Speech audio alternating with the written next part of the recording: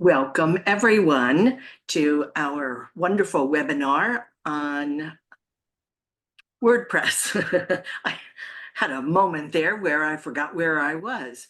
On WordPress, Heather is back to show you more scintillating information on WordPress and how you can incorporate it in your design. Before we get started, as you know, I need to just do a little bit of homework and just tell you a little bit about SCORE. Firstly, I'm Diane McKeever.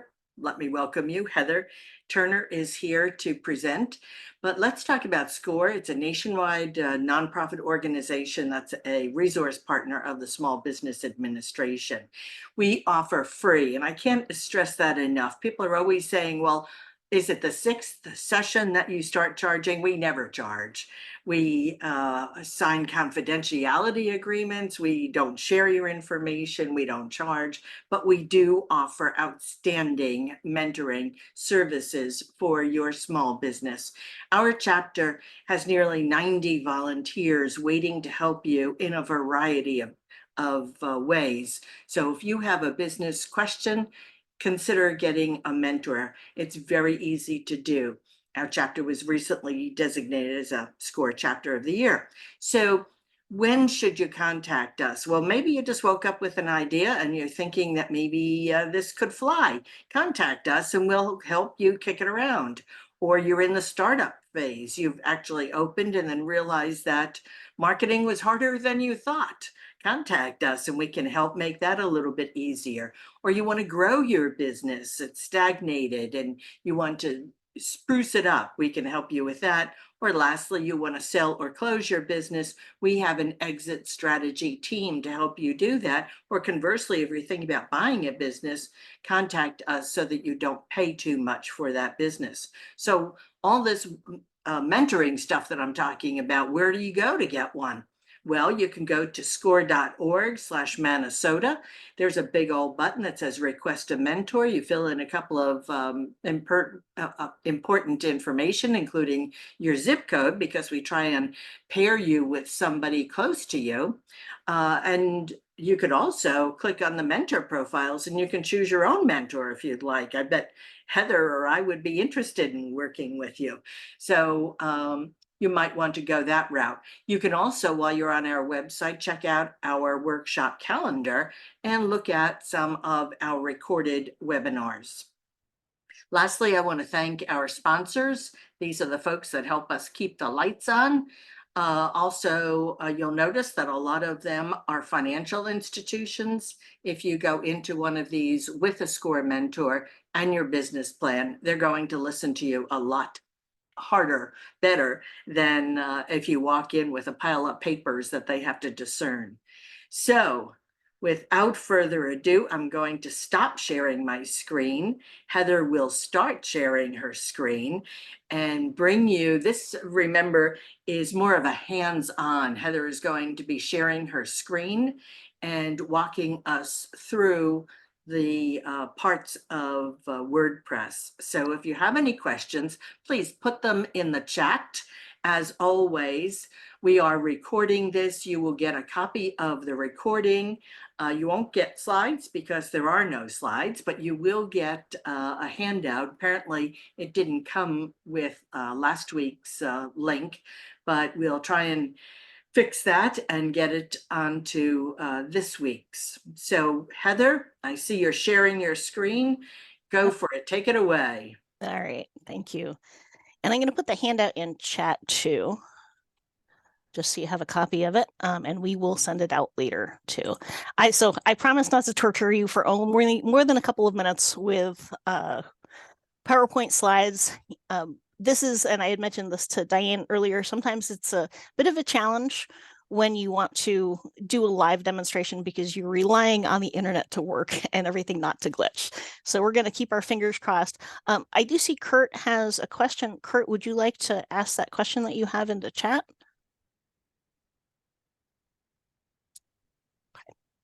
Kurt has his hand up. Yep, he did. So this is just going to be a couple of minutes just to touch on some things. Some of the things that you're going to see in the slides today, we're actually going to go over next week live, but I wanted to go over them first so you could kind of see these with your recording just in case this glitches next week, because this part is actually kind of important. Okay, so I had mentioned when you have hosting. So hosting again is like renting the space on the internet. Most hosting companies will have WordPress not so much enabled, but they'll have the opportunity to enable it in the back end of their hosting platform. So when you log into, for example, SiteGround or HostGator, you're going to get an icon in the back end of it that says quick install, or it will say WordPress or install WordPress. There's about 50 different variations that I've seen on all of these different hosting platforms. Most of the times, what I always say, if you can't find something with whatever hosting company you're looking for, look in the help section or just get on chat with them or even give them a call. They should have 24/7 support. I know that I talked about that last week, but I do want to stress the importance of that. But reach out that information, even just Google, how do I find how to install WordPress in Google on DreamHost, for example. And usually there's about 1,000 tutorials already up on that. So the first step for that is when you get a hosting account with a website or with a hosting provider, it's not automatically generally going to have WordPress installed. Some of them will, okay? Some of them basically are just hosting. It means that you could host with Drupal or Joomla or any of these other website builder platforms. So they're just using that space that they're renting to you.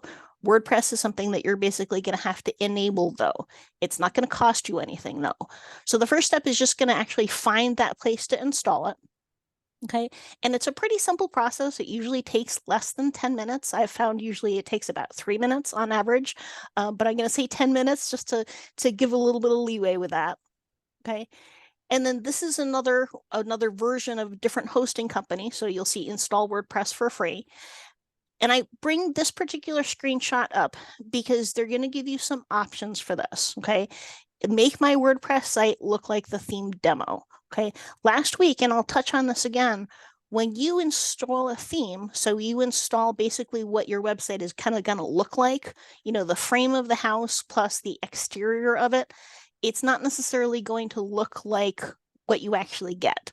So it's not like out of the box is perfect. It's not what you see is not sometimes what you get. So when it says make my WordPress theme look like the theme demo, I've tried this probably 4 times. Every single time I've asked for my money back because it doesn't do it. I'm just going to be honest. People might have had good experiences with that. I personally, having tried it before several times on several different hosting platforms, have not found this useful because it doesn't do it. Install your own WordPress theme, $49. This is something I would steer away from too, because you can do this yourself extremely easily in under 30 seconds. Okay. I would just stick with any of the options that you can find on any of the hosting companies you're using. Install WordPress. And again, it's all going to be free. It's not going to cost you anything. Okay. Now you're going to see a couple of different options here. This screen is pretty generic for all of them. So you're going to see your website domain, so your URL, and this is going to be in this section here next to the circled one. This particular section here, install path here, you're going to leave that blank, okay? Especially in the beginning, WordPress has something called subdomains. This is actually something that is not just for WordPress, it's for pretty much any kind of WordPress or website builder can use a subdomain, but you just want to make sure when you're installing WordPress to leave that section blank. Okay. You're going to put your administrator email in. This blog title, you can leave that blank. Your first name, last name, I would definitely put in there. Admin user, this is your username. I would make sure when you're picking an admin user, you're picking your username when you first install WordPress on the hosting platform. Do not put your name in. Don't put your email address. Put something completely generic that you're going to remember. This will help stop your site from getting hacked, because when people put in, if I put in, for example, admin user, I put in my business name, for example, I would have an increase in attacks on my website, people trying to get into the back end because they've already guessed the username. So try to pick a username, not a dog, not a cat, not a relative, not your kids. Pick something that you have that nobody else would know, but that you will remember. And you can send yourself reminders if you forget what the username is. But I can't stress that enough, is just make sure whatever you pick is something that's not going to be track backable to you in any way. Okay. So after you hit that, you're going to hit, after you find that put that information in, you're going to see install WordPress. So you click that. Okay. You can skip this. Hopefully when you get to the point where you've set up hosting, you've already found some themes that you've liked, or you've bookmarked some ones. But I would always, if you haven't, I would do it later. I wouldn't go away from this and find a thank. Just click no thanks, I'm a web designer. So we all want to say in a perfect world that because we're at this point that we're our own web designer. Because what I found with most of these hosting platforms, if you click on find a theme, it's sometimes very, very hard to get back to that installation part. Okay, so just go over that, because you can always go back to that later. Okay, now quick install. This is a kind of a screenshot of what you'll see, and it'll always pretty much say on top of every hosting platform, it's always going to stay usually near the top, your install is complete. Okay, if you don't see this, if it says you have a problem with this is where you might be, especially if you're just starting out with WordPress, to just kind of stop. Don't try to fix it yourself. Reach out to the hosting company and have them uninstall it. The reason I bring that up is because there's usually a little icon here, somewhere in here, that says uninstall. If you hit uninstall, every single hosting company that I've used, that if you use that generic uninstall the WordPress version, does not take away all of the files that WordPress is installed on the hosting company. Okay. Every time I've seen that, because what happens is people hit uninstall and they hit, oh, well, I'll just reinstall it, just like in reinstalling Microsoft Word on your computer, for example. And what happens is, because there's files already sitting there in your hosting service, when you try to reinstall those again, it's going to conflict with each other. So at that point, let the techie people deal with that and just say, look, I'm having a problem. Can you please help me? And they'll do it. It'll take them a couple minutes, and then they can either install it for you. I know a lot of hosting companies will just said, oh, we'll help you out. It only takes us a minute, and do it for you. But at least at that point, you have a clean installation. Okay. Okay. So if you click on view credentials, it'll give you your admin area, so you can go back to where you can find all of your files. It'll give you your username, and it'll give you your password. Now, when you pick a password, and please make sure, just like the username, please don't use things that can be tracked back. I don't think people realize how much information is out there, not just in Facebook, but in LinkedIn, in Instagram. Anytime they're out there, even if they don't use social media, for example, things are track backable. So for example, if you don't use tech a lot, you don't use social media at all, but you're the coach of your son's soccer team, and the local newspaper wrote an article about you and they mentioned your son's name, and you're using your son's name as a password, that's track backable to yourself. So anytime you're using passwords, please don't use repeat passwords, but use passwords that have no track back of information at all to you at all. I always recommend people use a password manager, which will create unique passwords for you. It also means that you can get them from anywhere. You can get them from your phone. You could retrieve them from a computer, maybe that's not your business or home computer. It also helps keep track of them and make sure you're not repeating passwords too, because it will tell you if you put your own password in and you start repeating that password manager will say, hey, you've used that before. You're really sure you want to do that. Okay. So you'll see this again. This is another version of it, but this is what you'll get in your email. It will always email you a confirmation of, your WordPress theme is, or your WordPress version is installed. Here's the URL, so your domain name for it. Here's the username, here's the password.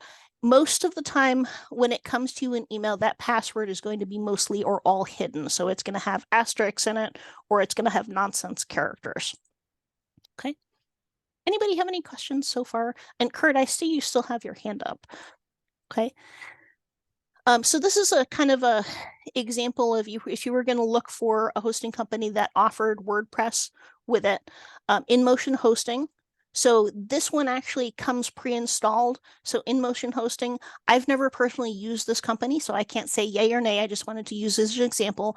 This company, when you sign up for an account, WordPress is already installed, so you don't have to do that step. Okay. Patricia asks, when you sign up with a new host and they ask you if we want a Microsoft, Linux, or WordPress site server, I would say WordPress site server if you're going to use specifically WordPress. Linux and Microsoft are different things that you won't be able to use WordPress on. So if you're going to use WordPress for your website platform, I would start with that one. Okay. This is the backend of SiteGround, for example. I know I had mentioned it last week. Just wanted to give you one more example of this is install and manage WordPress. So most of the time it's pretty right in front of you how to find that. And again, you can always look in the help sections for those. Okay. This is the back end of what's called cPanel. This is where all of your files are going to be located for WordPress. This is where you're going to set up email accounts. This is where you can actually access email on the web through your hosting company if it comes included with that. Most of this, and I would say probably 99% of this, you can completely ignore. You don't need to know anything about it. But anything that you're going to need in terms of finding files, for example, in the back end are always going to be in here. It's always going to say file manager, and email accounts is pretty much always going to say email accounts. Forwarders is if you have an email address, for example, like say I wanted to set up Heather Turner at heatherturner.com, for example, and I wanted it to go to my Heather Turner actual email, but I didn't want to set up an email that I had to check. I could send it so it forwarded to me. Okay. That's kind of a question, another discussion that we can have if people want more elaboration. And I will go into the difference again between WordPress and WordPress.com and WordPress.org again in a minute. Okay. I wanted to bring this up too, file manager. And this is something if you ever end up with your site getting hacked. And I mentioned this last week, for those of you that were on might remember, but if you were not on last week, and just to give you a little refresher, I had mentioned when you start updating things in the backend, when you update your themes, when you update your WordPress version, and when you update plugins, a lot of times, and I shouldn't say a lot of times because that's probably a little too scary, but I'm over cautious about WordPress is, well, let me rephrase that. A lot of times, if your site has a problem, the site gets corrupted or it goes down, it's because a plugin that was updated either got hacked or when you updated the version of the plugin, something happened and it didn't mesh with the rest of your WordPress site. Having access to file manager, for example, gives you the ability to go into the back end of WordPress and go into the back end of your hosting service and delete the plugin. Okay. If anybody ever has that happen to you, I am happy to do like a mini recorded video of going through the steps of actually fixing it. It takes about 20 minutes to do, so I don't want to waste time on it. It doesn't happen often, but if that, I just want to offer that if someone has a problem with that, I'm happy to help. Okay, but there's two different kind of home bases in WordPress. There's the back end of WordPress, which is what we'll be talking about in a little while. And then there's the back end of the files. Okay. Those are completely separate. Okay. Your WordPress files are stored on the hosting service. So like this is the back end of your hosting service. When you log in to edit your WordPress site, you're not going to log into your hosting service. You're going to go into heatherturner.com/wp.admin, and it'll send you a link. So you don't have to write that down. I don't have to show that to you. The hosting company will send you that link to log in, and you're going to log directly into your website. Completely different platform. Okay. So again, you can see this is the back end of your hosting service. Okay. You can see things like plugins and themes. There's a whole lot of files in here that unless you know what you're doing, you probably don't want to mess around with. But the nice thing about having cPanel is it gives you access to this, okay? And I just like it because it lets you handle your email too. There are hosting companies that will offer WordPress hosting that don't offer cPanel. And to be honest with you, I don't find that it gives you all of the functionality that you should be able to have if you need it. Okay. I don't think there's that many of them, but I know there's a few out there. Okay. If you have a problem too, I had mentioned WordFence in last week, and I'll mention this again. WordFence is something that will help protect your site. Okay. There's a free version and a paid version. And what will happen is if there's a problem with your WordPress site and you have WordFence installed, it will send you an email alert. So for example, or it will send you alerts depending on how you set things like, plugins need to be updated or your theme needs to be updated. But if somebody's trying to hack into your account and get unauthorized access, it will also send you email notifications, which can be very, very useful. Okay. See, I promised I wouldn't torture you that much with these. So let me share my screen and hopefully we can get to the actual fun stuff, which is WordPress itself. Okay. Now, if I click, give me just a second, just because I don't want to share my whole screen. I just want to share a portion of it. Okay. Can everybody see at the top dashboard WordPress themes? Diane, can you see that? Okay. Yes, looks Okay. good. Okay, perfect. Thank you. Okay. So I'm going to go start with WordFence. And WordFence itself, I mentioned there's a paid version and a free version. I personally love the free version. Paid version can get a little pricey. If you have a lot of information on your business account and is absolutely integral that your site does not have issues, I would sign up for the paid version of WordPress, of WordFence. Okay. The one thing that I do recommend is sign up for, and this address for signing this up is in the handout. Sign up for their email newsletter. It comes out maybe once a week, but they'll send emergency alerts out, for example. So like, for example, if there's a popular theme that all of a sudden had lots of issues with getting hacked, or there's a plugin, for example, that was bringing down the latest version of WordPress, they will send an emergency alert out. So I would definitely recommend signing up for this. It is completely free, but it's just kind of give you a heads up and an update on things that might come up that wouldn't really be on your radar. Most businesses that start a website, whether it's WordPress or one of the other ones, once it's up, they kind of forget about it. And I don't know how many times, we've been talking to somebody, or, I'll give an example of just a couple of days ago. There's a local Zumba studio, and I went on their website and it was a WordPress site, and they were having all kinds of coding issues on it. And, I was trying to get to see where their calendar was, and there wasn't anything. There was just all these different lines of code on the website. And I called the woman up and I said, your website's having problems. Not sure if you're aware of that. She hadn't looked at it in a couple of months. So she wasn't even aware of that fact. So having some security installed with it, having that WordFence installed and those alerts set up will give you some heads up to say, hey, your website's having problems, or your website's down, for example, which is even worse. I mean, there's nothing worse to have a promotion going on, for example, and maybe you're not really thinking about it and your website goes offline. So it's better to keep updated on that. It doesn't happen often, but I always look at it from the perspective of better safe than sorry, kind of from the perspective of, nobody wants to have a fire in their home or office, but this is why we have, things to put the fires out, because if we don't, things are more likely to happen with that. Okay. Now this is the website notes that I put it in chat earlier, but you'll get this again. Okay. These are some WordPress courses. This is really where I would recommend starting.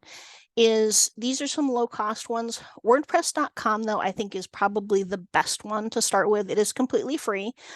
It is for the .com version of WordPress, but it's also very relevant to the .org version, because it's going to give you how to walk through the back end of things, how to install things, how to move things, all of the base components that you're going to use in both versions of WordPress. Okay. I always learn best, and I found a lot of people that I work with always learn best by, setting up an installation. So getting your hosting up and start learning WordPress and then go do it physically yourself. When WordPress.com says here's how to set up a new page, for example, in your website, watch the 5 or 10 minute video or read through the tutorial and then go do it yourself, because you have that mental muscle memory that will help. Because what I found is so many people, and I'm certainly guilty of this myself. If I sit there and I watch a half an hour or an hour video of this is how you do a program or this is how you do something new, I only really remember a small version of that. And Kate, here, let me put those in chat again. Okay. And yes, we will be sharing the presentation as well. Okay. This is something else that I also recommend, Sophos Naked Security. I know it's a funny name. I didn't come up with it, not my problem. But this is also, they have an excellent newsletter that you can sign up for. Sophos actually, I believe, means wisdom in Greek, which is where they got the name. But this will also keep you updated on the latest security issues that are out there. I like it from the perspective of it's not just WordPress. For example, did I not get here? Let me, oh, thank you for letting me know, Michael. Let me put this in chat too. There we go, everyone. Now you should see that. Okay. So this will keep you updated on a lot of other cybersecurity issues and threats. So I recommend, again, they have a free newsletter, sign up for that. If it gets to be too much and you're not reading it, I would unsubscribe. But I think if you're a business owner, quite frankly, staying on top of cybersecurity, especially with what's going on with AI and everything else that's going on in that realm, is a really, really good idea from the perspective if it will help save your business sometimes.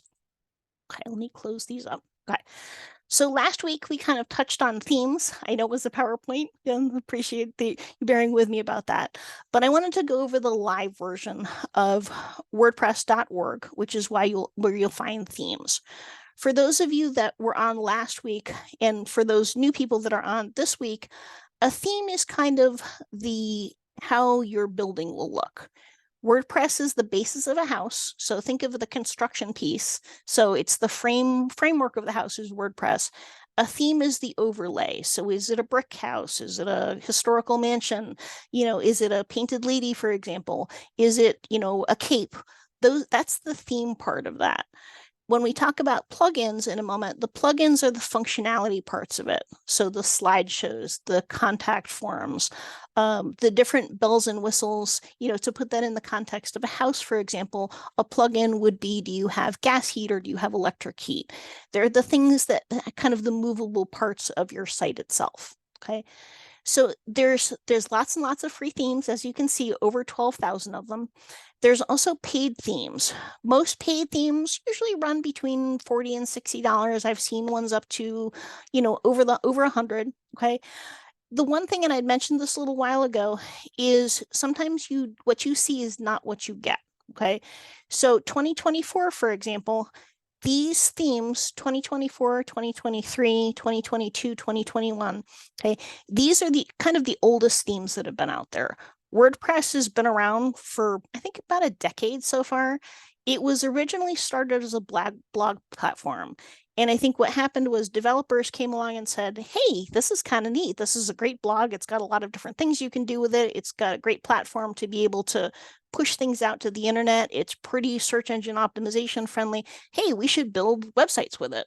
So it didn't start out originally as a website builder. It started out as a blog platform. Okay. These themes were some of the original ones. They're pretty basic, which is actually not a bad thing. But anytime you see these usually come pre-installed. When you install WordPress for the first time on your hosting platform, usually all of them, or at least a couple of them, are going to come pre-installed. You can certainly use those, okay? Now, one of the things that I touched on last week, but I wanted to show you in the live version, because sometimes that makes a bit more sense, is when you click on a theme, okay, one of the things that you want to look at is how many active installations that you have. So before you pick a theme, you might say, wow, that's beautiful. It's going to look great on my website. You want to make sure that has good ratings. Okay. So you want to look at ratings. This is, 5 stars. It's not too bad. over 1 million active installations. That's not including the ones that are already pre-installed, though. These are people that came along to the WordPress.org site and downloaded it and then installed it on their platform. Okay. It was last updated very, very recently. You want to make sure that this is as recent as possible. If you're ever looking at themes, and this goes for the paid themes too, you're ever looking for a paid theme and it says last updated 2020, I would go far away from that one. You want to make sure that that last update is as recent as possible, at least within, I would say, the last 6 months, but realistically 2 to 3 months at the most. Okay. WordPress versions 6.4 or higher. Okay. And PHP version. PHP is something that gets into the more technical things, but if you ever see lower than 7, this is something you probably don't want to look at because it may not be able to be upgradable later on. Okay. The WordPress version, you want to make sure that this is at least 6. Okay. The other things that I look for are things like, is there, the reviews. I also look at the support forum, for example. Okay, so is the developer replying? How long are they taking to reply to things? If you ever go to support forum for a theme or for a plugin and the developer is not replying to any of those, you want to stay far, far away from those. Okay. New themes are coming out all of the time. If you find one that you like, what I would recommend when you're first searching for things, and I'd mentioned this last week, is go out and find some things that you like, and kind of do a little research on those first, and figure out, what's a part of those. And I can actually show you how to do this with this site. Okay. One of the reference points that I used last week was something called Built With. And I never can seem to type when we're when we're going live. Okay. What this site is going to give you, there's a free version of this, which is what I'm using, and that's all you really need. When you find a website you like and you're not sure what it's made with, is it made with WordPress? Is it on Wix? Is it on Drupal? Is it on something else, for example? But you like the look of it and you want to find out whether it's WordPress, you can put that domain in here, for example, and then you can hit lookup. Okay, so it's going to tell you I've got WordPress plugins, which is kind of a tip off right away that this is WordPress. Okay, but you're going to go down here, content management system, and you're going to see WordPress. If this was a Wix site, for example, it would tell you this is Wix. But pretty much any content management platform, so whether it's Drupal, Joomla, Squarespace, any of the other ones out there, this is going to give you a lot of information about it. Okay, for example, because this is a test site that I have, I don't have, for example, I don't think I have search engine optimization plugins in here. Let me see if it's going to give me that information. It's not. Okay. I don't have many things enabled in this because this is kind of it's a sandbox. It's a playground for me to play around with. Okay. I do have these though. I have coming soon page for WordPress, which is a plugin, for example, which means that if I went to this site, if you went to Forfang Media right now, all you would see was a coming soon page. You're not going to see anything that I see. You'd have to be able to log in to see that information. Okay. Any questions? Is everybody following me so far? Okay. All right. Okay. So let me go back here. Wanted to go through a couple of things, like I'm going to use this one, Cadence, for example. Okay. Cadence active installations, not too bad. Okay. It's been around for a little while. It's free, but they offer paid commercial upgrades or support. This is something you might want to look at as you're looking at WordPress themes, both the free versions and the paid versions. Both of them are usually, but not always, going to have upgrades. The paid version sometimes will say additional technology support for a year if you pay every year or you pay an extra fee. In any of these, free or paid, I would always read the fine print. It just poke around a little bit. You're better safe and than sorry to just kind of see what's out there, read everything. If you have questions about it, do a little digging.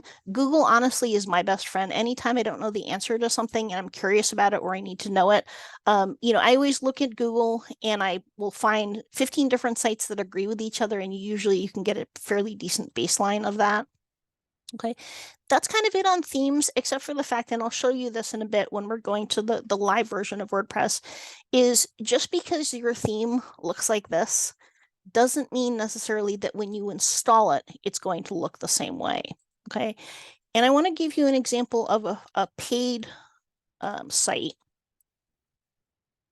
Okay, there's a couple of different ones out there. Theme Forest has probably I would say thousands of themes. Most of them are for sale, for example.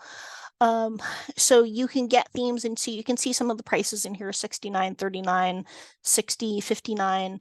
A lot of these themes are also available on WordPress.org, but not all of them. Okay, poke around a bit, find some ones that you like. But again, just be cognizant of the fact that let me just find a good example.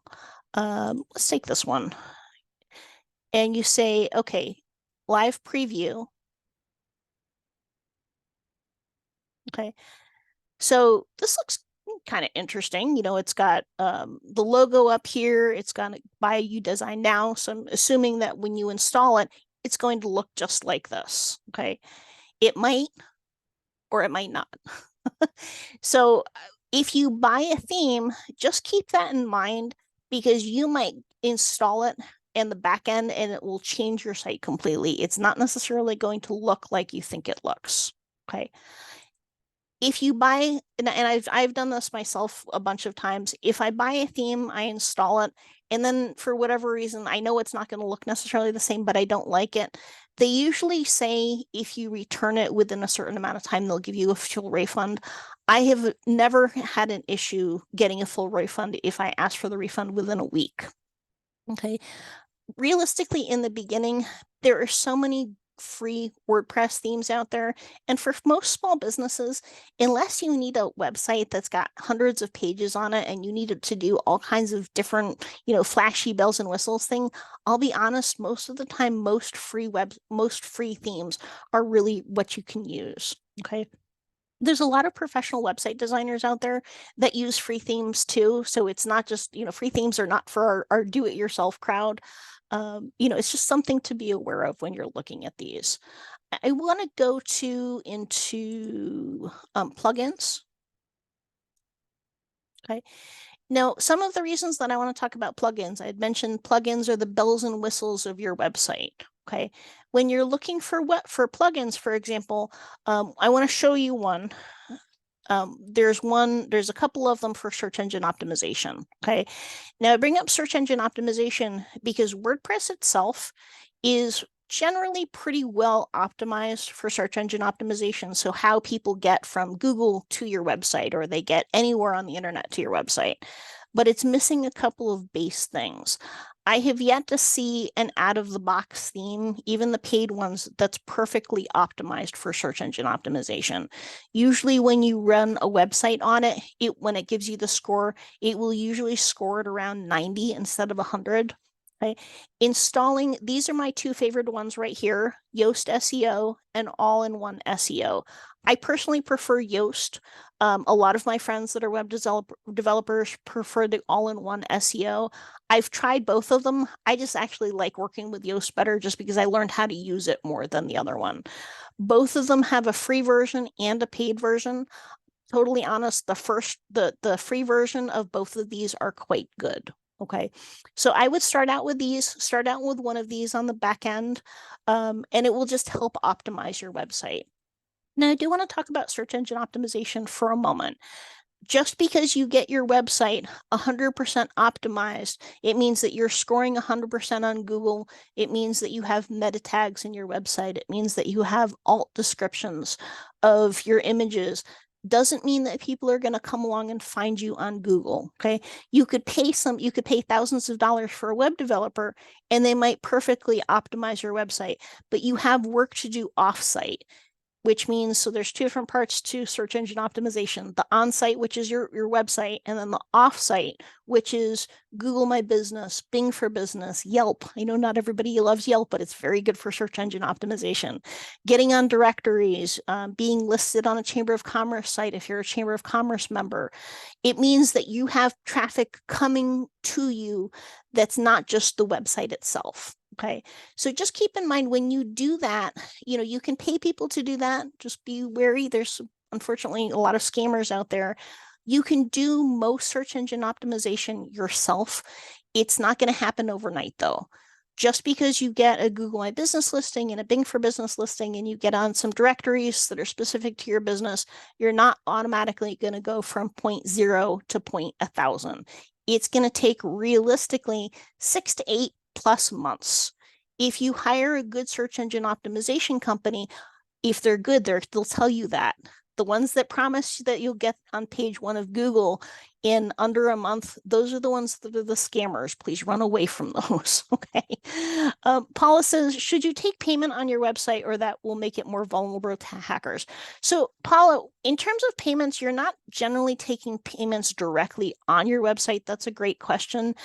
You're usually connecting it to a payment source, or you're having it embedded.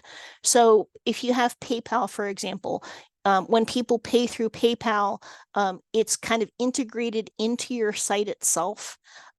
Will it make it more vulnerable to hackers?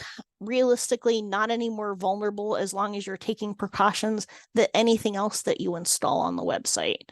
It's a question of anytime you're using a payment service that you're integrating with your website, you want to make sure that the payment service itself has the top line security, not just your website. Because if the payment system gets hacked, theoretically your website can hack too. Sometimes it happens, unfortunately, both ways. Okay. Now, to go back to plugins, for example, just go through these. If you want to look at search engine optimization, let's type in like contact forms, because I want to give you another example. When you're looking for plugins to install, look for the amount of ones that have been installed, 500,000 active installations, for example, versus, let's go to page 50, because we can find one, or maybe we can't. 400 active installations. So like this is one, for example, it hasn't really been around long enough to either have a lot of people install it, or it's just not very active, or people have had issues with it. It's only got 1 review. So just keep in mind when you're installing things, it's just like using a car mechanic. You want to look for the reviews. You want to make sure it's legit. Okay. What is my experience with the Square plugin? I honestly have never used the Square plugin myself personally. I do have several people that I worked with that have used the Square plugin, and so far they have not given me any examples of issues. I'm not sure. I hope that helps a little bit. Okay. So the difference between WordPress.com and WordPress.org. This is the back end of WordPress.com. This is my really, really old blog that I haven't updated in many, many years. Okay. So this is actually that. I wish I had a new one to give you an example of, but this is kind of the back end of the .com version. This is something that if you are not sure whether you want to use WordPress, I would sign up for WordPress.com. It's not going to cost you anything. You're not going to have to install anything. You're not going to have to buy a domain name. You're not going to have to pay for hosting. And when you're learning WordPress, this honestly might be the easiest way to learn it. But go in and make sure that it's something that you're going to like to use, and make sure it's going to have something that you're going to want to update. Realistically, a lot of businesses, set their website up, and just like I used as an example of the Zumba studio earlier, once people stick their website up, they tend to not pay that much attention to it. If you're a business owner from a marketing perspective, you should be sticking a post-it on your computer to go back and look at your website frequently, at least once a month. Does it need to be updated? Is it having any issues? Does your contact form work? Did I change my Facebook link, for example, and I forgot to update it on my website? I see that one all the time. Did you change your prices? Do you have new products or services? The majority of businesses that I talk to that do their own websites, and even ones that work with a website provider that's doing it for them, they don't look at their website that often. They have employees that have left, for example, or maybe you got married and changed your name. When you start to really dig down into your website frequently, you're going to usually find a lot of outdated information. That's marketing. If people are looking at that outdated information from a customer perspective, how is that looking from their perspective? Sometimes not so good. So please do yourselves a favor from a business perspective, check out on it, and keep in mind, as your business grows, if you're just starting your website, you're usually at the startup business phase. So it means that your business is going to change and evolve. Make sure your website changes and evolves with you, because that's going to help you out the most from the marketing perspective. Okay. So this is the kind of the back end. Here is home base. This is called your dashboard. Okay. These are some of the things that are going to be standard in here. For example, you're always going to see things like posts. You're always going to see media. You're always going to see links. You're always going to see pages. You're always going to see comments. Okay. Plugins, tools, and settings. Those are pretty standard across the board. Okay. Different WordPress themes are going to give you lots of different options in here. Okay. So just be prepared for that. When you install a new theme, you might see this, and then you install it, and oh my gosh, suddenly it's taken away things, or it's added more things. This is going to be flexible. If you see things change on the left-hand side when you're in the dashboard, when you install new themes and sometimes new plugins, don't panic. That's completely normal. Okay. So the difference between the .com version, though, is it's self-hosted. So again, you don't have to install anything. You don't have to update anything. They handle all of that stuff for you. Okay. You can export a WordPress.com website to the paid version. So paid hosting, paid domain name, not paying for the WordPress version, but you're paying to have it sitting on the internet somewhere. Okay. Or you can upgrade .com to have it be paid as well. I think it's about $8 to $12 per month if you wanted to use it for business and connect it to an actual domain name. Okay. They'll still handle all the back ends of things. So I kind of think if you don't want to get into the hardcore, making sure everything's updated, making sure, you're not getting hacked, for example, WordPress.com might be the easiest and safest version for you, but it's not going to give you all of the capability that WordPress.org is. Okay. It's kind of think of cars. I'm a big car person. Think of the difference between, like regular Honda, for example, a Honda Civic, and then think of like a high-end Honda, for example. And none springing to mind, but something that's got like all the bells and whistles. They've got the sports package. They've got the Bose stereo. The sports package and the Bose stereo can't get installed on WordPress.com. Okay, I hope that kind of made more sense to give you the difference between the two of them. Okay. So I wanted to get into, dashboard, okay? And again, so you could see it's all of a sudden changed because this is a different theme, okay? I want to go through the different things in here. Posts are not the same as pages, okay? Pages are the different types of things that you go between. So your home page, your about page, your services or products page, your contact us page, those are pages, okay? These posts, these are things if you're going to have a blog, okay? Now, I had mentioned in the beginning, WordPress was originally a blogging platform. You don't have to use a blog if you don't like to, okay? I actually think a blog is fantastic for search engine optimization. Most people don't like to blog because it's a lot of work, but I'll tell you something about Google. Google loves blog posts. The reason being is, when someone sticks their website up, and you've done a little bit of search engine optimization, Google will come along and look at your website and go, okay, here's the content. I looked at it. It's spidered. So it's picked up into Google search. And it doesn't really come back.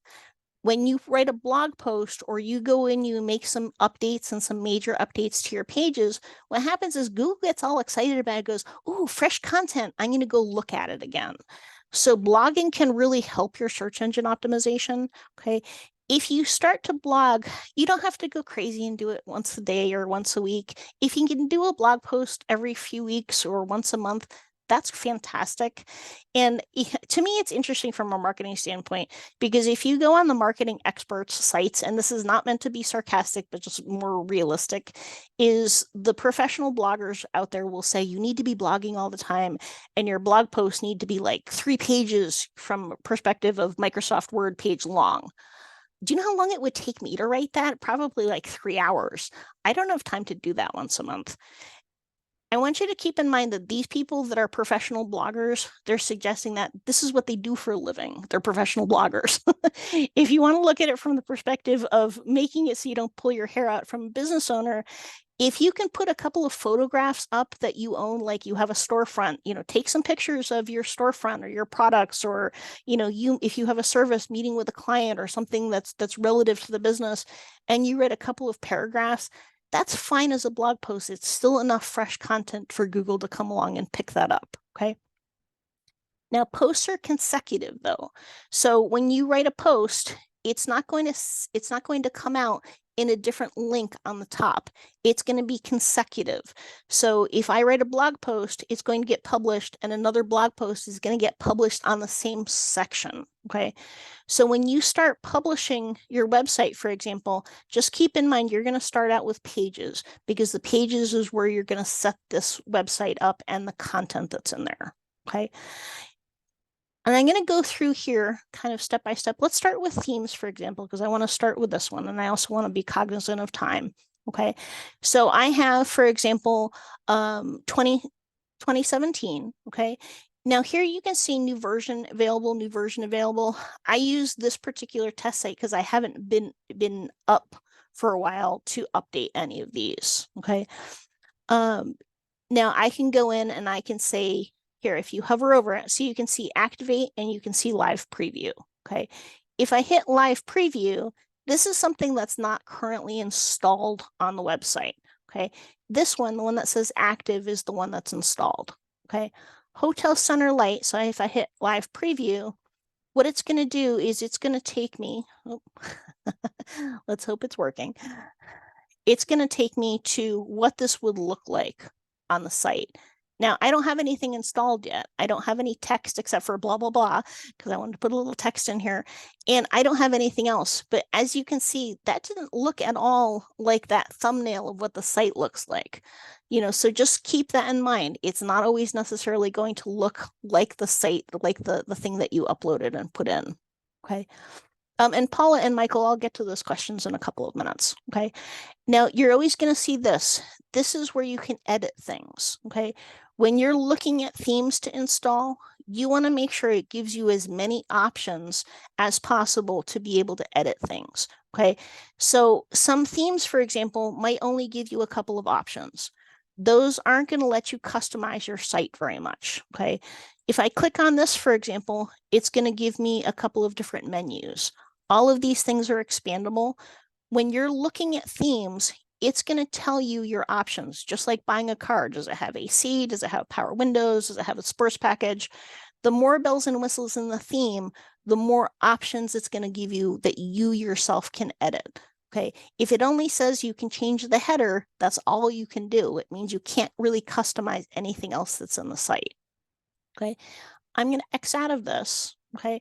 Now I'm going to go into this one. Say I say live preview. I wanted to kind of give you an example of the difference between the two of them in terms of the bells and whistles that you can do. Okay. Now it looks the same, but when I start to click into all of these, it's going to give me a lot more options. Okay. If you installed Elementor on your site, it's going to do the same thing.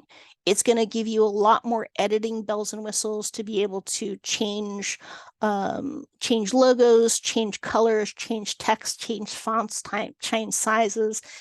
So just the more customizable that you can find a good theme, the better off you are. Okay. Now, I had mentioned downloading a theme. Say you found a theme that you like that was free. Okay. You can do a couple of different things. Okay. You can search for themes within WordPress itself. Okay. So I'm in here appearance, and I'm in here in themes, and I can go add new theme. Okay. Now it's going to give me some of the same ones, but not all of them that are on that WordPress WordPress.com themes or WordPress.org themes. So you're going to find them on both. Okay. It's not going to give you all the options. I personally prefer to download the zip file directly from the main site and then upload it. Okay. It's when you download something from the theme library that's out there, it's going to download it as a zip file. You don't want to go into your downloads folder and unzip it. Okay. Well, you can, but it's just going to give you a bunch of gobbledygook. It's not going to do anything for you. Okay. When you upload a theme, for example, it's going to say choose file, just like uploading a file to Facebook, for example, or uploading a file to your email. So you're going to go choose file. And I actually had downloaded Cadence because I thought that was a fairly decent one to look at. Okay. And so it'll tell you choose file. It's got it uploaded. And then I'm going to hit install now. Okay. So it's pretty quick. It usually takes less than a minute to install it. If it's a bigger file with a lot of bells and whistles with a theme, it's going to take a couple of minutes to do. Okay. So I can do a couple of things. I can hit live preview. I can activate it. Okay. Just because I've uploaded this into my backend does not mean it's my home theme anymore. I have to actually go and hit activate. Okay. So now you can see there's a couple of different things. Here's the active cadence. Okay. Now, if I go in here and go to customize, and I just wanted to show you again, see how it looks in here? When I go to customize, it's not going to look the same.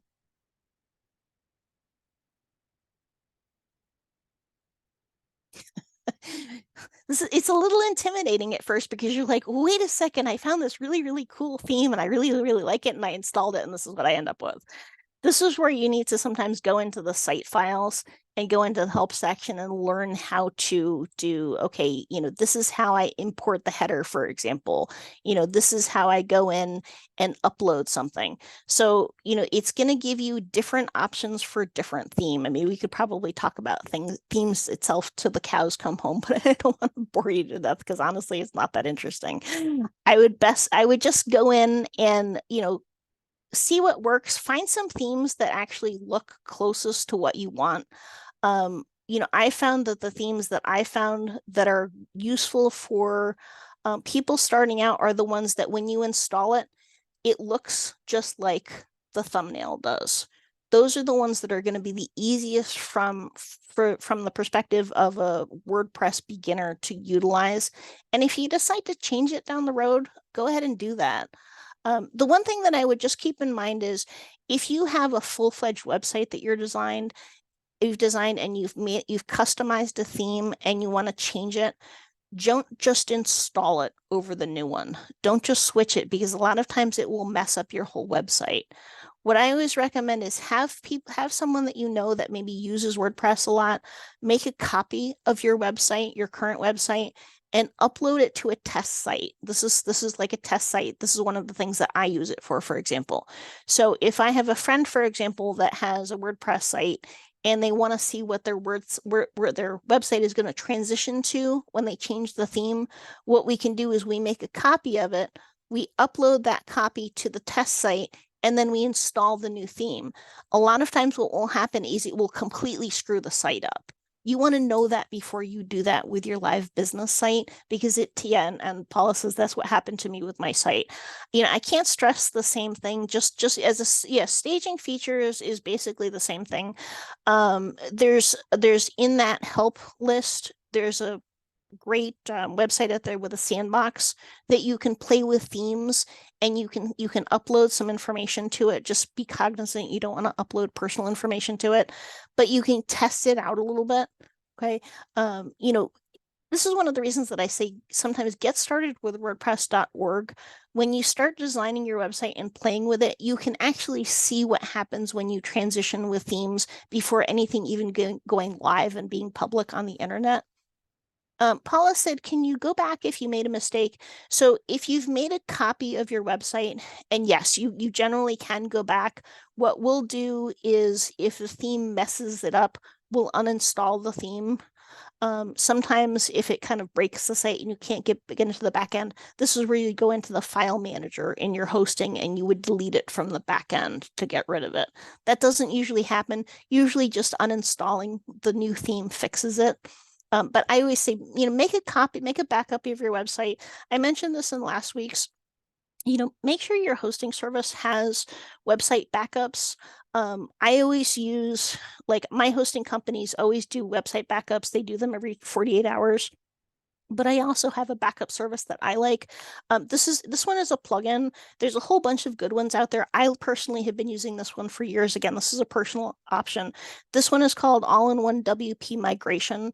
There is a free version of this, but it will only let you copy a very, very small website. So if you're using this particular one as a backup, you need the paid version of it, which I think is about $100. Okay. What it will let you do is it will let you create backups both online and offline. And so I always create backups and I download them to my computer just as a backup, because you don't know, the one thing that you don't want to happen is to lose a copy of a website that you've had before. Okay. Everybody following so far?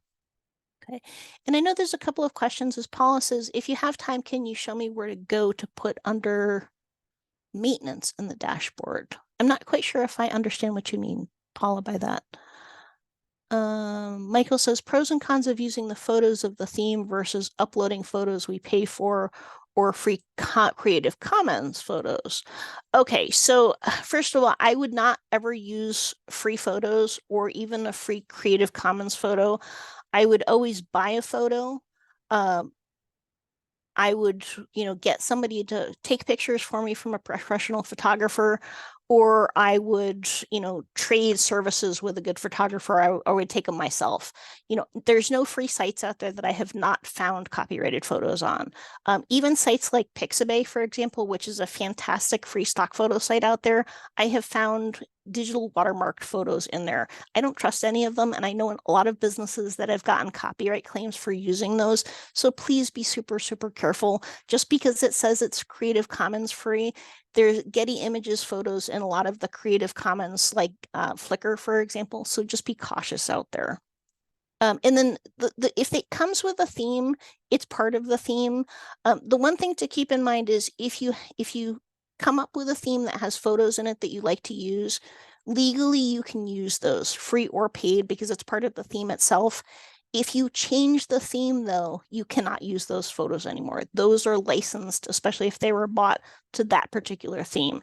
It's just like if you paid a website designer, for example, to design a website for you, and they bought stock photos, you need to make sure that you have the licensing information for those stock photos. If you switch to doing it yourself or you switch to another website designer, you can get a copyright claim if that information is not transferred. Okay. Can you repeat so the website backup is all-in-one WP migration. Okay. And where should you get photos? So let's see, I think we've got enough time to talk about this for a second. It's a great question, Paula. I personally get my photos from a site called dreamstime.com. There are a lot of other stock photo sites out there. There's iStock Photo, which is owned by Getty Images. There's Big Stock Photo. There's probably about a dozen good professional ones. The one thing that I would always recommend is shop around, because a lot of professional graphic designers and photographers sell the same images to multiple platforms. I actually learned this myself a few years ago because I started getting into selling some stock photos myself. And I have photos on iStock, I have them on Dreamstime, I have them on Big Stock, and the prices for them will all be different. So if I'll have a photo on Dreamstime, for example, and you could buy it for $2, and you could buy the same photo on Big Stock Photo for $18. So most of the time, if you're on one of those photo platforms, shop around a little bit, find out who the photographer is. That'll give you that in the information, and use the same search site criteria. A lot of times you'll find it on a cheaper stock photo site. It's still be legal. Okay. Paula says, I need that repeated again about the photos. The photos transferring from theme to theme. Paula, could you elaborate, please? Okay. Now, here you see where it says new version available, update now. Okay. So I had mentioned prior, and I'll mention this again, there's 3 different areas if you're using WordPress.org that you're going to need to update. Okay, one is the theme version. Okay, one is the WordPress version, and one are plugin updates. Okay, so if I go up here to dashboard, my site is currently is up to date. If it was not up to date, I would actually see a notification up here that says you need to update your WordPress version. Okay, when I go into appearance and I go into themes, for example, I'm going to see new version available, new version available, new version available. Okay. If these are not your primary theme, you don't have to update them. Okay. I want you to keep in mind you can put lots and lots of themes and lots of install ones on here. These all take up space. So if you're not using ones, you should just go in and delete them. So, and I'll give you an example of this. So this theme, for example, if I wanted to delete it, I could just click on it. And down at the very, very bottom, I'll have similar options: live preview, activate, update it, and I can just hit delete. Okay, but it'll ask me, do I really want to do this? Okay. So it'll take this out. I would just recommend, if you're going to install a bunch of themes on here, try not to do more than 2 or 3 at a time. You really don't need that many. You can always reinstall them easily enough. Okay. Now, when I go into plugins, for example, and again, these are the bells and whistles, you're going to need to update these. See where it says update now? There's a new version. You want to try to keep your plugins as updated as possible. Okay. Sometimes you're going to have something here that says this plugin is not compatible with your new theme or your new WordPress version. This is when your site is more likely to break if you update it and you get locked out of the website, or your site is all of a sudden gobbledygook in code, or you see a big error message on the top. This is usually what happens if it says it's not compatible. Usually, if you don't have an error message, it's just going to say this. I don't currently, I'm sorry, have an example of one that I don't want to update just because I'm pretty conscientious about keeping them pretty up to date, but just keep that in mind.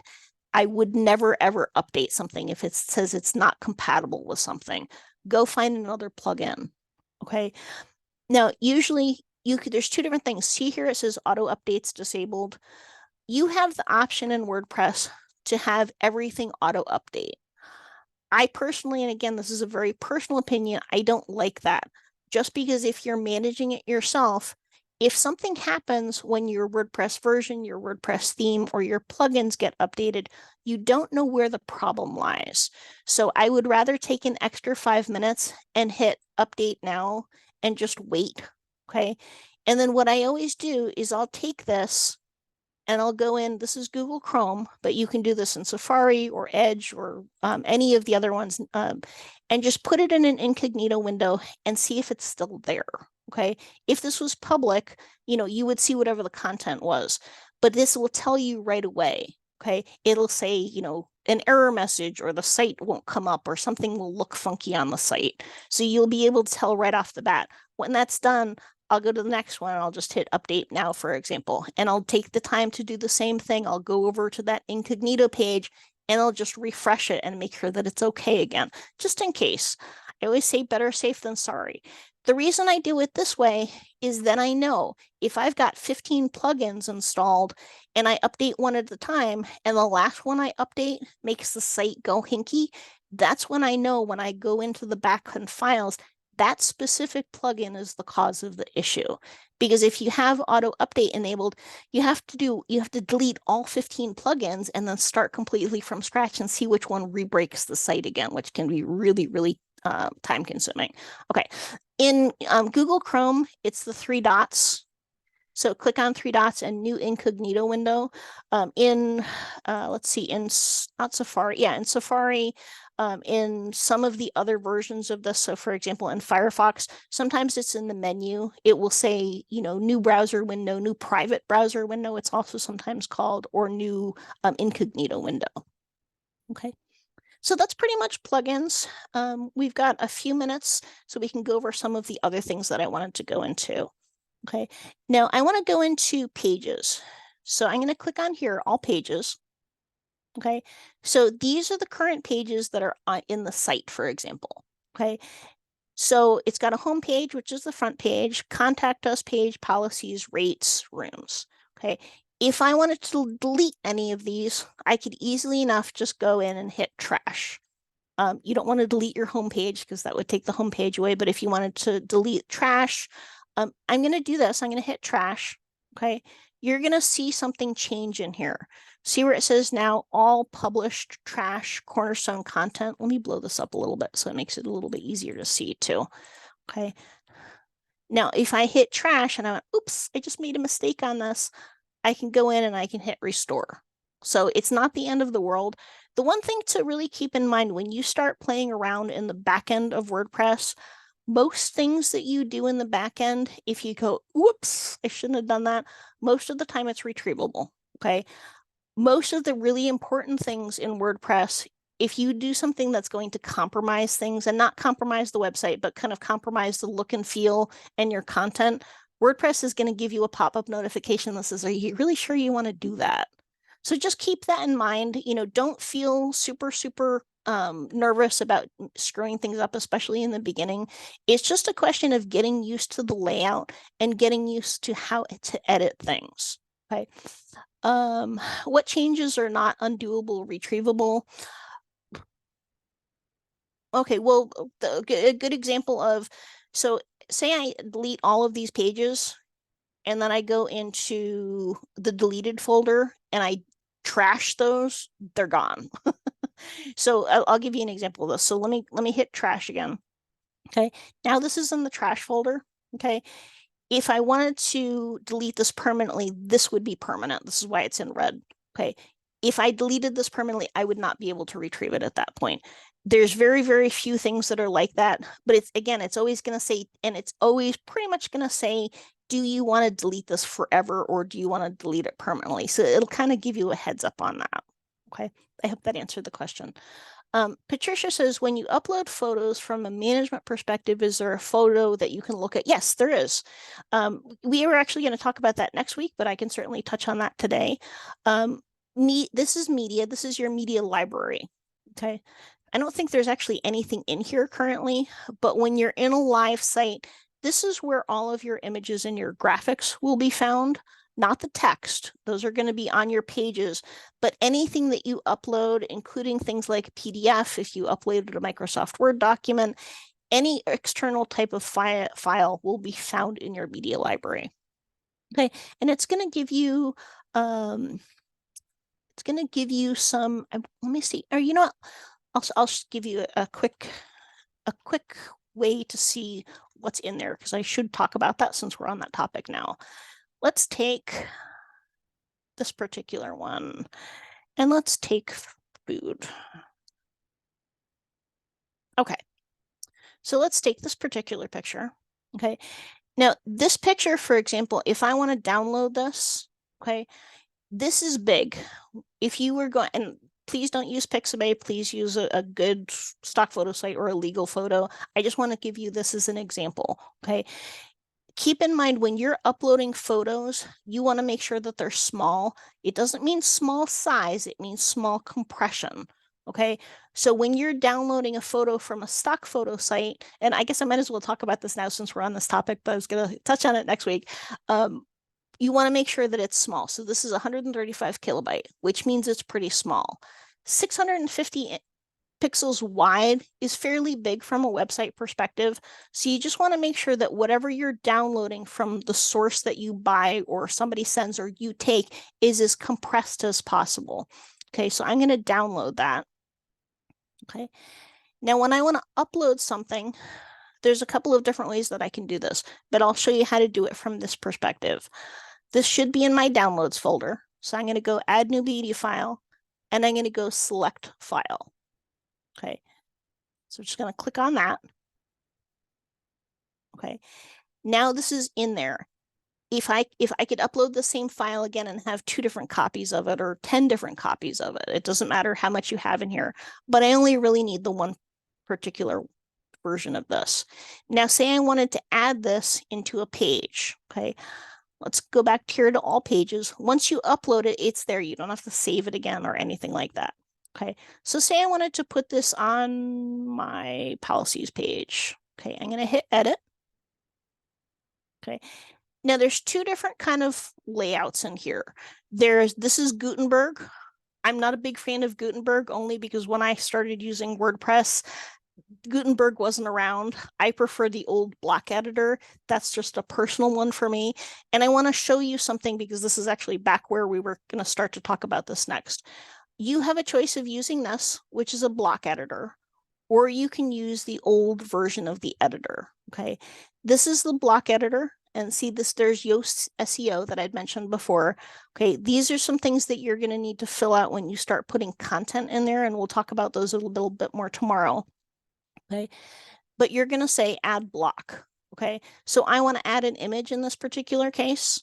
Okay, and I can upload it from scratch. So I could re-upload it from my downloads library, or I could take it from the media library. Okay, so when I click on that, here's my image. And when I click on it, okay, it's going to give me these options on the right-hand side. It's going to say alt text, title, caption, description. Okay, I want to make sure that there's a description in here. So this, you don't do this for two different reasons. One is for ADA website accessibility, and two, it's very, very important from search engine optimization. You don't have to go into a ton of detail, but in this particular question, I would say, this is a photo. I can't type today. This is a photo of tomatoes and pasta and basil sitting on a plank. You don't have to get that descriptive. You could say this is a food photo, but if it's descriptive, for example, yes, and I know I don't look Gutenberg, and yes, I know I'm demonstrating the block editor. I'm going to go back to the classic editor, but I figured since I was in here, I'd show you this one. The alt text is basically a description of what the picture is. And I think my favorite example is if you had a bride standing in a field with a tree behind her, that could be your alt description, is a bride standing in a field with a tree behind her. You don't have to get into the fact that she's 5 foot tall and she's blonde and she has a headdress and her, wedding dress is cream and the tree is a spruce tree. You don't have to do that. It's basically just, again, for search engine optimization and for if somebody is using a screen reader to read that website to them, they know what the image means. Okay. When you upload images, if you upload images that have text on top of them, so maybe you have a sale, for example, you have a storefront and, buy this now and get 25% off, you need to make sure that you have that text included in the alt text, okay? Because if somebody is using a screen reader and you just have, this is a photo of tomatoes and pasta and basil sitting on a blank, plank, they're not going to know that it says 25% off because the screen reader can't see that text itself. You actually need to write it into the description. Okay. So I'm going to select that and it's going to embed this in here. Okay. Now you do have the ability to resize it a little bit. So you can make it smaller, you can make it bigger, depending on the resolution that you downloaded it as from whatever legal site that you had or that you've used, you can change that a little bit. Okay. The one thing to just keep in mind is anytime you make changes in any of the editors, you want to hit update. Okay. If you go away from this page, it should give you a notification that says, are you sure you want to change things? So I'll give you an example of this. And if I go back here, it's going to say changes you made will not be saved. This is why I said WordPress from the backend perspective, when you're editing it, is pretty user-friendly because it'll tell you what you're doing wrong in that point. Okay, I'm going to hit cancel. If I wanted to change it, not by dragging and dropping, I could also change it like this. Okay, and again, I'm going to hit update. Okay, and of course, the person that knows WordPress that's on is picking on me because of Gutenberg, and they know WordPress. I want to show you the plugin, for example, that gives you the different editor. There's no wrong way to do this. I think most people that start using WordPress have never used the classic editor, so it's not a preference of theirs. But I want to show you the option because some people might like the other editor. The other editor to me looks a lot more using Microsoft Word because it gives you the options at the top. This is the classic editor. It's a free plugin. It's in the plugin library. All you'd have to do is hit activate, for example. Okay, now that's active. When I go back in here to pages, for example, and I think I used policies, and I go back into edit, See how it gives me a completely different format in here. Okay. There's no wrong way to do it. You can use either one. Okay. Michael says, wouldn't you want to buy the larger size pic because then you can use a pic compression tool, but to expand it would be harder, lower quality if trying to do that for a reason. So Michael, that's a great question. So if you're buying pictures specifically only to use for your website, I would buy them small. If you're planning on buying this particular photo, if this was a paid photo, and you are planning on using it for any print advertising or putting it on t-shirts or putting it on a banner at a trade show, yes, I would absolutely buy the biggest version because you can downsize, you can't upsize. So it's a lot easier to take a big size picture, make it smaller, or make that file compressed version versus taking a small size file and trying to blow it up, which will get it really pixelated. But if you're just buying the photos, for example, then you're just going to use them on WordPress or on any type of website. I would just buy the smallest ones, honestly, because it's going to save you money. Okay. AI plugins and tools that integrate with WordPress. Michael, that's a catch-22 right now. One of the concerns that I'd mentioned a little bit earlier when we were talking about WordFence and Sophos Naked Security was all of the AI that are coming down the pike. I am very, very distrustful of, I mean, I love AI, don't get me wrong. I use it all the time on a constant basis, but I'm also very security conscious about that. Realistically, I have not come across a plugin for AI yet that I trust, just because it's so new. And keep in mind, if this is your business site and the plugin gets hacked, it can take your whole site down. I would rather be 100% sure that whatever I'm installing on my site is proven before putting it in there. Okay. Yes, you can use a plugin for a chat bot. Absolutely. Yes, and the field is changing faster than any other. Munir says, do you have any ideas for a great template or layout for photography?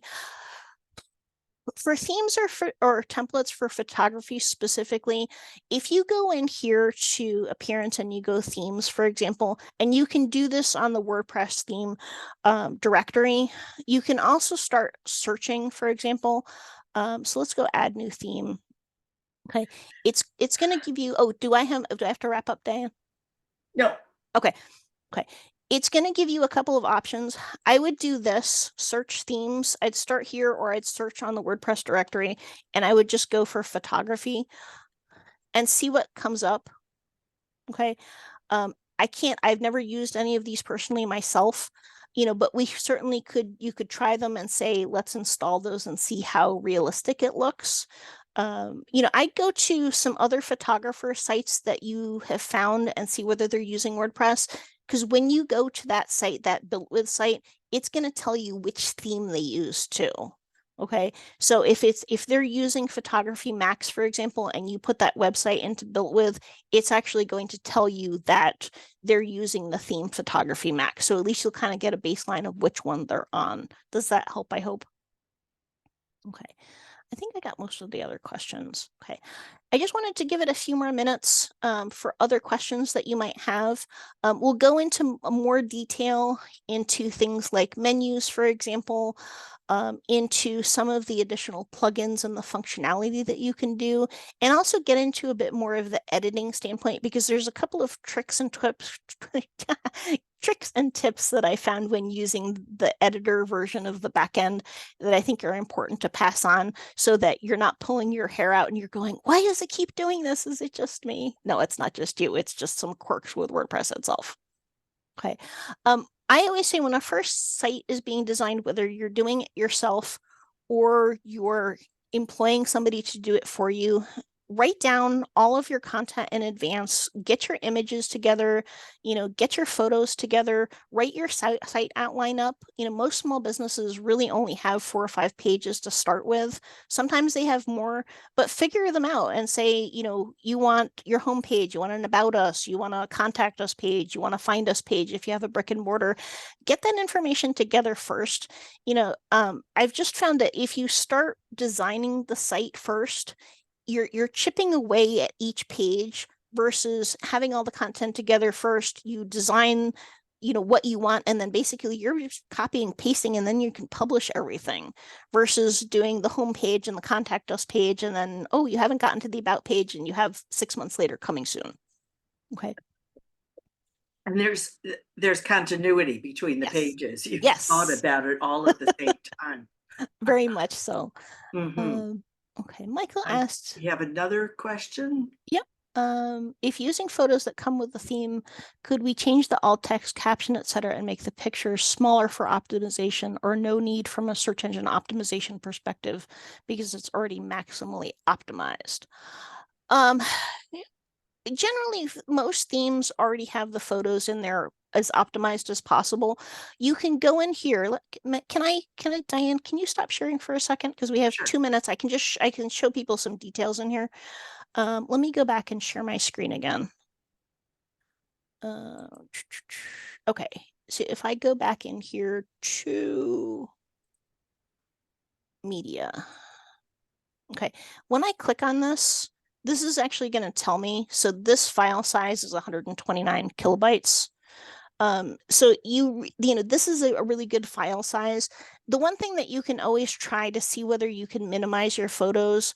Does anybody have a website that they want to throw out? It doesn't have to be their own website, but I want to show someone really, really quick how to run an SEO test. Okay, perfect. Thank you so much. All right. This is something that you have to run in Google Chrome because Chrome is a Google product, and Lighthouse, which is the search engine optimization testing facility, is also this. So what you're going to do is you're going to go into the 3 dots. You're going to use this drop down and you're going to click down into something, and I'm going to bring this over just a little bit so you can actually see this. There we go. You're going to bring it down to more tools, and then you're going to see something called developer tools. Okay. Now this is going to give you, when you first open this, you might end up with this, which is like, whoa, yikes, I don't want that. You're going to go over, you're going to click over to this tab, and if you don't see it, you're going to click on this. You're going to click to the one that says performance, network, sources, console, elements. You can go through and see a whole bunch of different applications. You want the one that says Lighthouse, okay? And you can do these all together, but what I would always recommend is do them separately. Okay, go to search engine optimization and then just click on this. This is free.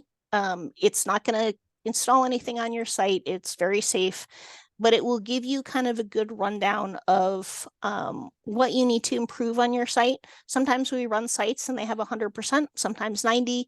I've seen websites out there that have scored 14. But the good thing is, see, this is pretty good. Search engine optimization. It says your links are not crawlable. The nice thing about running the search engine optimization test is if you go into the drop down, it's going to give you which specific links are not crawlable. Okay.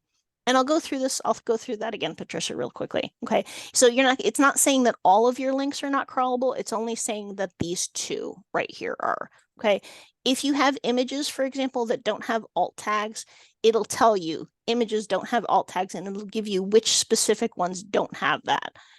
The one thing about running the Lighthouse test is this does not run this on every single page of your website. So if you truly want to optimize your website well, you need to go through page by page and run this. Okay.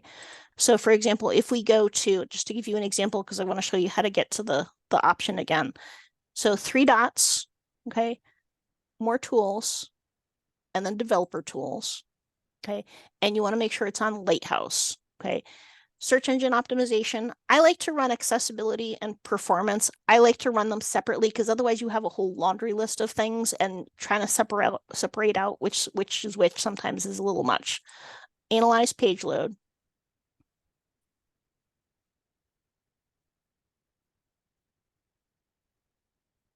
Okay, and the same thing on this one. Okay, because it doesn't crawl the whole site. It doesn't look at the whole site. Okay.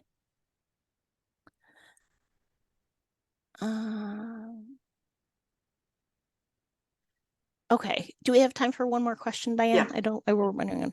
Okay, so Michael says they don't care if people use built with try to copy the look of feel. Realistically, Michael, I never recommend copying the whole entire look. I mean, that's kind of cheating in a ways.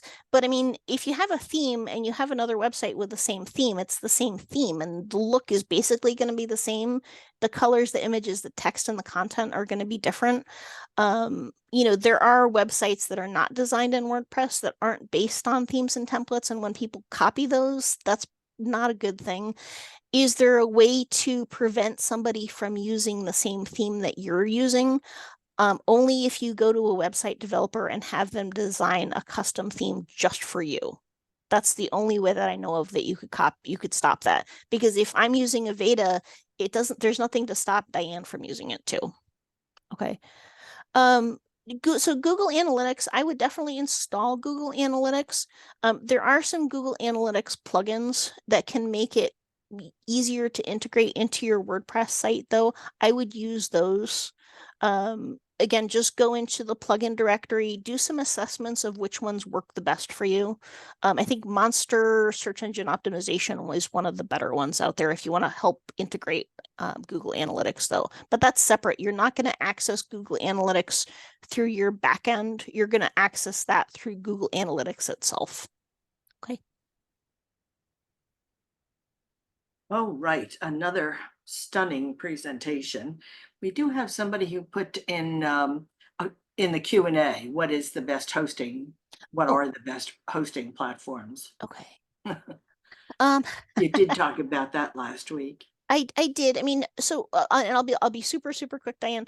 So a good hosting platform will be one that has 24/7 service, so you can get hold of them by email, by chat, by phone at 2 a.m. Anytime you see a hosting service that does not have phone service, please find somebody else. I found SiteGround. SiteGround has very good WordPress hosting. Honestly, I shop around and talk to other business owners because I know people that like Bluehost, and then I know other people that can't stand Bluehost. Because if you have a problem with it once, sometimes that doesn't make it the same. I know some people that love GoDaddy. I know some people that don't love GoDaddy. Do I personally have a preference? I like SiteGround. I've used HostGator. Sometimes they have some issues, but sometimes it's harder to switch ones that you've been using. But on the other hand, I can get hold of them anytime that I need them. It's really up to you. Do your due diligence though, and check some reviews that are out there. But again, talk to some people that you know, and get some feedback from them. You're going to get a range of opinions. This should be honest. All right, just a last reminder that you are going to be getting a couple of emails. One is the important one. It is a link to this week's webinar, and if you missed last week's, it will also include that. We hope that it will also include Heather's handout. We'll try and do that again this week. And don't forget, this is part 2 of 3 parts. So it will also include a link for you to sign up for next week's webinar, the last of our series. So look for that email. There'll also be an email from our corporate people wanting to know what you thought of the webinar and if you have any feedback in other programs that you might be interested in. I'm the education chair, so I read those and find out what you're looking for. So please take a moment and tell us what you're looking for. All right, I think we are at the end. It's just thank you, reading all of the comments. Thank you, great. Yes, absolutely, Heather, another great session. Thank you all for coming, and I hope that you found this to be valuable. So I will see you all next week, same time, same place. And that's it. Bye all. Thanks, everybody. Talking about technology sometimes is difficult because, like, I try to keep it light, but sometimes it's like, well, we're talking about tech stuff. Sometimes that's not always so interesting. Yep. So. But everybody is here because they need to be. All right, and happy to help and answer any questions. Please feel free to email me if you just have a question or two. I'm more than happy to try to help. Okay, I'm not an expert by any means in this, so I'm not a true developer, hardcore coder, but most things I can generally give some input in. I enjoy seeing me geeking out. That's too funny. All right, thanks everybody. All right, have a great bye day. all.